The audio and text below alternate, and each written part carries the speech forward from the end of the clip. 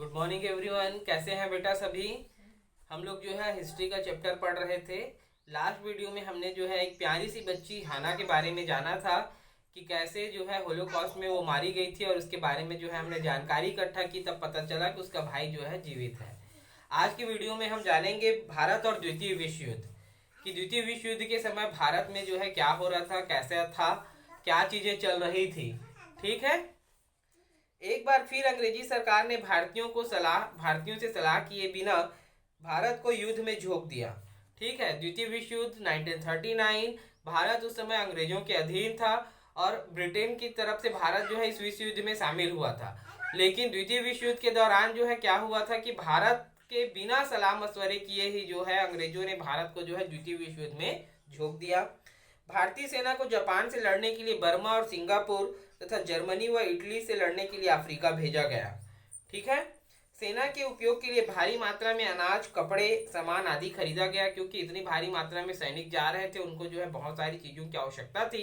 और इसलिए जो है अंग्रेजों ने क्या किया था कि बाजार से भारी मात्रा में अनाज, वस्त्र और अन्य बहुत सारे सामान खरीदे थे।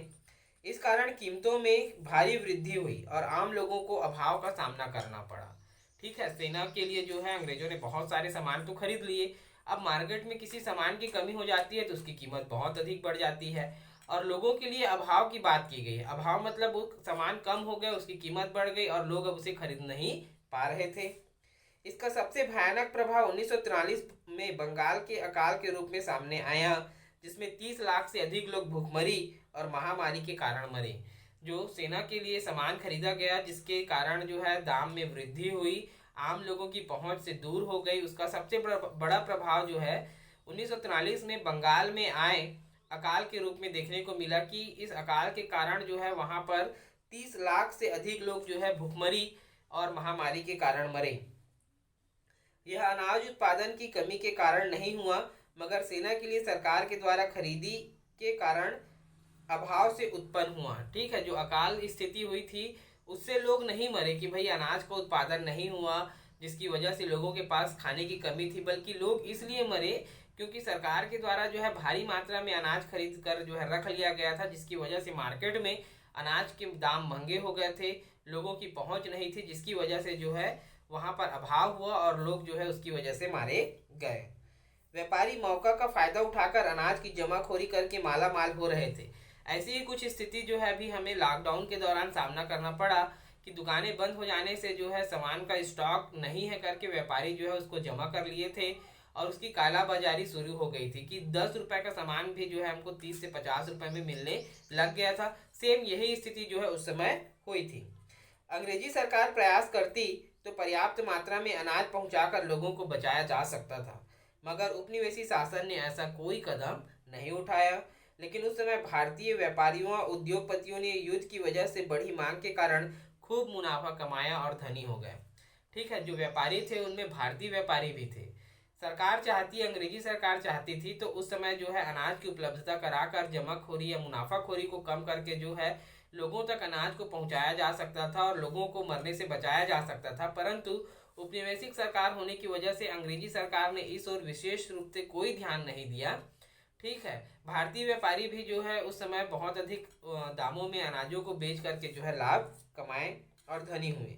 विश्व युद्ध में हमारी क्या नीति हो, इसको लेकर राष्ट्रवादी आंदोलन में गहरे मतभेद उभरे कि भाई जो युद्ध छिड़ गया था, अब उसके लिए जो राष्ट्रवादी आंदोलन था उनके बीच में जो है अलग अलग प्रतिक्रिया हो रही थी कि हमारी नीति किस प्रकार की हो। इसके संबंध में भी अब मतभेद उत्पन्न होने लग गए थे।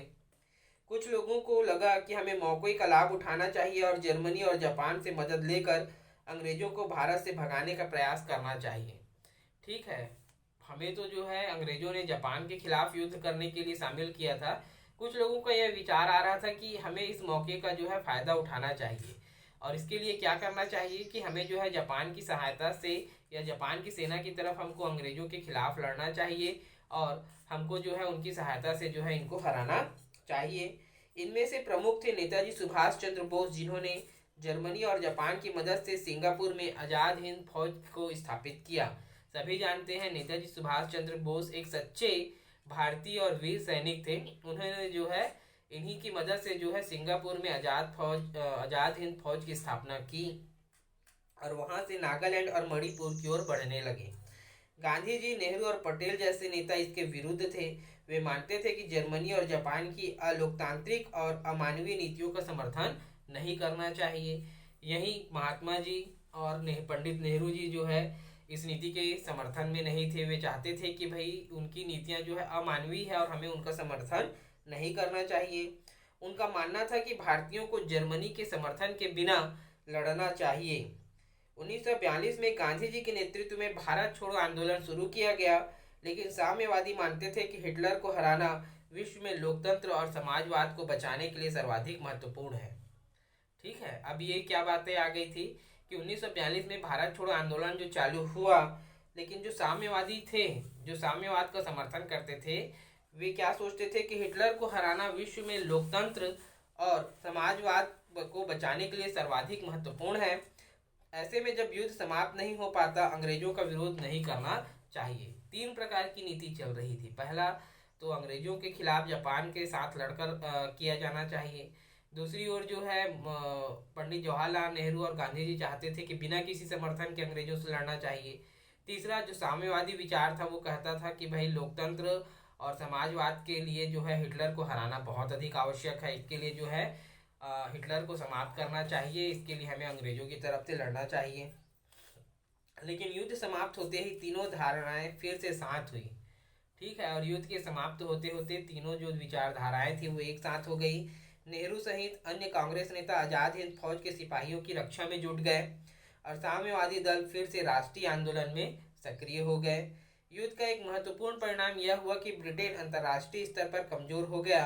अब संयुक्त राज्य अमेरिका और सोवियत रूस सबसे शक्तिशाली ताकतों के रूप में उभरे। इस कारण भारत को लोकतंत्र स्वतंत्रता मिलने के लिए अनुकूल परिस्थितियां बनी। और द्वितीय विश्व युद्ध के समाप्त होते ही क्या हो गया कि ये जो तीनों विचारधाराएं थी आपस में मिली। पंडित नेहरू ने जो है आजाद हिंद फौज के सैनिकों को बचाने में जो है सहयोग किया।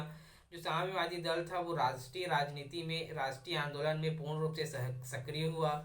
ठीक है, और इस प्रकार जो है क्या हुआ कि द्वितीय विश्व युद्ध का परिणाम ये आया कि अब अमेरिका जो है पहले की अपेक्षा कमजोर हो गया। सर्वाधिक शक्तिशाली राष्ट्रों के रूप में जो है संयुक्त राज्य अमेरिका और सोवियत रूस उभर कर आए। इंग्लैंड के पास जो है इतनी अधिक शक्ति नहीं रही और परिणाम ये हुआ कि भारत की आज़ादी का रास्ता प्रशस्त हुआ। तो बच्चों ये थे भारत और द्वितीय विश्व युद्ध। कोई भी डाउट होगा जरूर पूछेंगे। Thank you.